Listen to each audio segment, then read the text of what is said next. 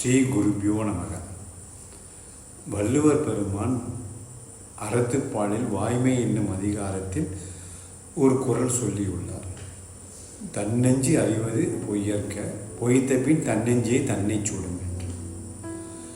இதற்கு பொது பொருளாக சொல்லப்பட்டது, மனசாட்சிக்கு எதிராக பொய் சொல்லக்கூடாது, அப்படி சொன்னால் சொன்னவரின் மனைவி அவரை தண்டிக்கும் என்பதாகும்.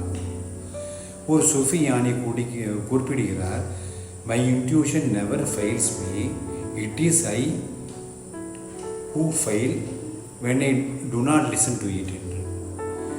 அதாவது என் உள்ளுணர்வானது என்னை ஒருபோதும் தோல்வியடைய செய்வதில்லை, நான் அதை கேட்காத போது நான் தான் தோல்வியடைகிறேன் என்பது இதன் பொது பொருள்.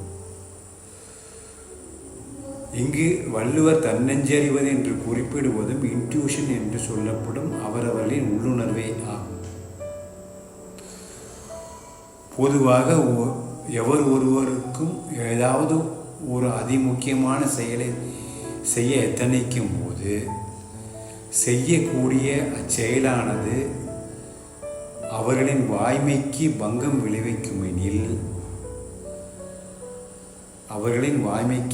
விளைவிக்குமெனில் ஒரு கணப்பொழுது நேரம் அவர்களின் உள்ளுணர்வு அச்செயல்பாட்டின் உண்மை நிலையினை எடுத்துரைத்து அறிவுறுத்தி எச்சரிக்கும். ஆனால் ஆசை வயப்பட்டவர்கள் அல்லது உணர்ச்சி வயப்பட்டவர்கள் இவ்வுள்ளுணர்வு சொன்னதை புறம் தள்ளி தான் செய்யும் செயல் வாய்மைக்கு புறம்பாக இருந்தாலும் அதை செய்ய முயல்வார்கள்.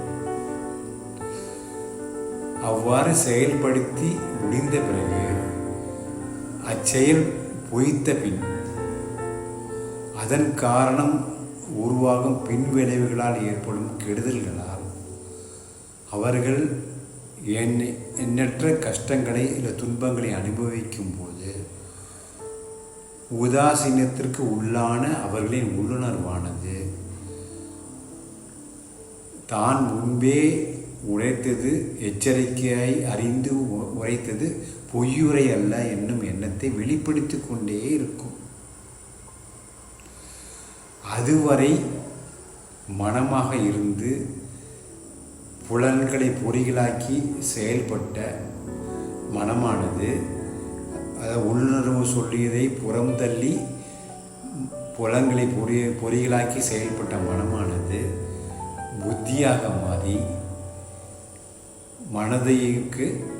அதே மனதிற்கு உள்ளுணர்வு சொன்னதை கேட்காமல் போய்விட்டோமே என்னும் எண்ணத்தை சொல்லி அந்த சொல்லால் சுட்டி கொண்டே இருக்கும். அதிலிருந்து மீள்வது என்பது இயலாத காரியம். இதற்கு மாறாக இது வேண்டி வினை செய்யல் என்பது ஔவையின் ஆத்திச்சூடி.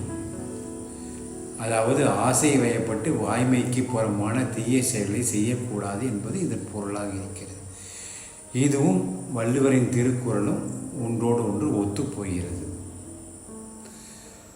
இதற்கு மாறாக வாய்மையை மெய்மையாக கடைபிடிப்பவர்கள், மெய்யுணர்வாக கடைபிடிப்பவர்கள் தன்னெஞ்சு அறிவது பொய்யற்க என்பதை நன்கு உணர்ந்து, உள்ளுணர்வை நன்கு உணர்ந்து அது வெளிப்படுத்தும் அக்கணமே அதை பின்பற்றி தன்னைத்தான் காத்து கொள்வார்கள்.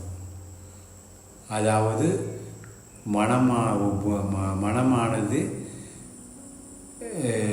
தவறாக செயல்பட்டு அதனால் தன்னையே தான் சுட்டு கொள்ளாதபடி உள்ளுணர்வு சொல்லும் வழிப்படி நடந்து வாய்மையை கடைபிடித்து தன்னைத்தான் காத்து கொள்வார்கள் என்பதாக இதுக்கு மெய்ப்பொருளாக இது கொள்ளலாம்.